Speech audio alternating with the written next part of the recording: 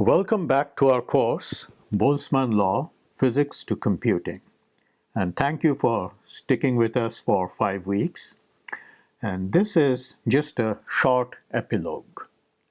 As you've seen in this course, we brought together concepts from 3 very different areas. You see, areas that normally it's a very different audience who go to totally different conferences, and you would normally not see these things in the same course, especially in a short 5-week course like this. So why did we bring it together? What motivated us?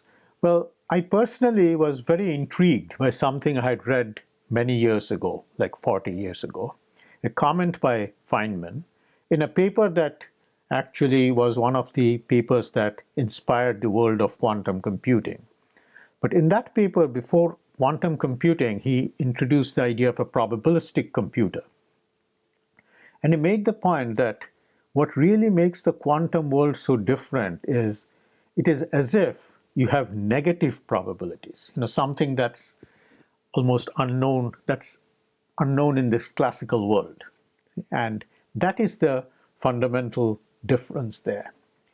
And what I've tried to do in this course is to kind of convey this idea, which is just as true today as it was 40 years ago, but convey this idea using modern examples from machine learning and quantum computing. Now, as for machine learning, that's a vast subject, vast area on its own. What we have chosen is a few examples that you could call probabilistic computing, which is a small subset of the full area. And these examples, I guess, often to stress this particular aspect, that it is the similarity with the quantum world. We often use the word p bits or probabilistic bits as the units, as opposed to the qubits or the quantum bits, which are the units in the quantum computing. And the whole idea is to kind of show you, give you a different perspective, connecting these two different worlds and showing you their connections. And I hope you find that enjoyable and will have use for it. So specifically what we did was, we started with the seminal concepts of statistical mechanics and introduced the Boltzmann law. But one point we made here is this distinction between these basic units and the dimension of the state space. Namely, if you have n units, there are 2 to the power n configurations. And this Boltzmann law is stated in 2 to the power n space. And one practical problem you run into is that as n increases, 2 to the power n increases exponentially. And so it quickly becomes impractical to be doing calculations in this 2 to the n space. And what has helped enormously is these sampling techniques. See, where you have these quantities x and w, which are in n space, in the sense there is there's an x associated with each of these units, these n units, and there's the w which describes their connections, their interactions. And using these x and w, you can generate time samples. That is, I can tell you, okay, this is the configuration at this time.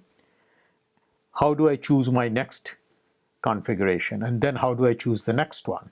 And if I have this algorithm right, if you use the right algorithm, then you can keep generating the configurations so that when you put a number of samples together and create a histogram, it will actually reproduce the Boltzmann distribution.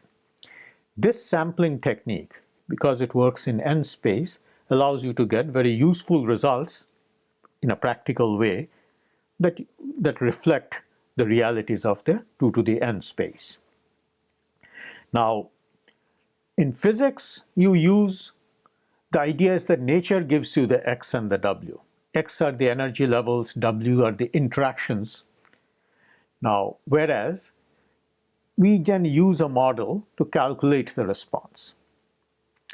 But in the engineering world, when you do applications, it's a little different. It's like we have a problem we want to solve, like Max Cut or Traveling Salesman, and we map it into a response that we want in 2 to the n space. And then we find what x and w would allow us to get there. But otherwise, the basic framework is very similar.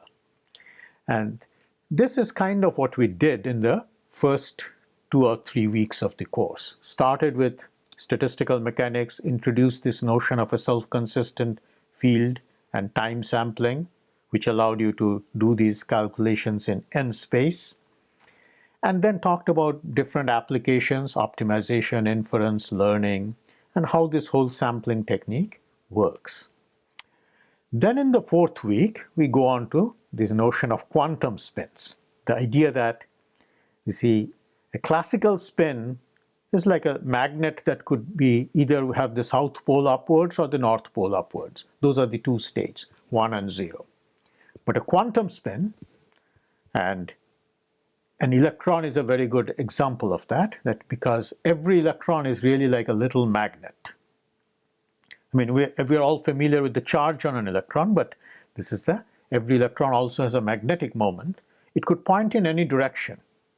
But the strange thing is, if you measure it in any particular direction, you'll always get +1 and -1. And not some continuous value reflecting the component of the magnetic moment. So this is this quantum spins are really rather very different from the way we normally picture things. And so this requires a totally different mathematical framework to describe it, which is what we introduced in this week 4.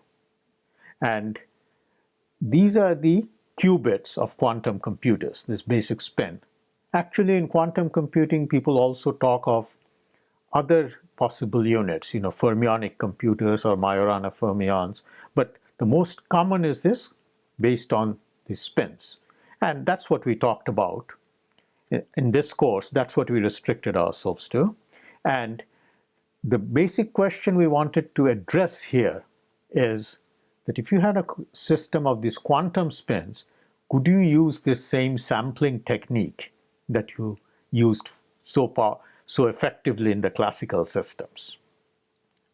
And this is the question that we addressed as we looked at different quantum algorithms in this final week and use this concept of Feynman paths to illustrate how quantum systems kind of work with negative probabilities. Actually, it's complex probabilities, and that is what makes all the difference, and because of which sampling may not be as effective as you would expect from classical systems.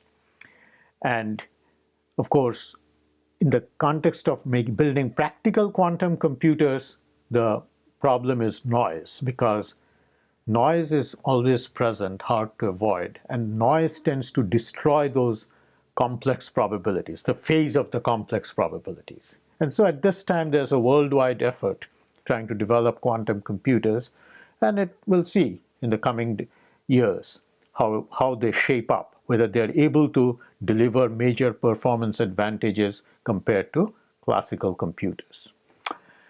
Well, that's kind of what we tried to convey to you in this course, and I hope you enjoyed it and would have use for this perspective.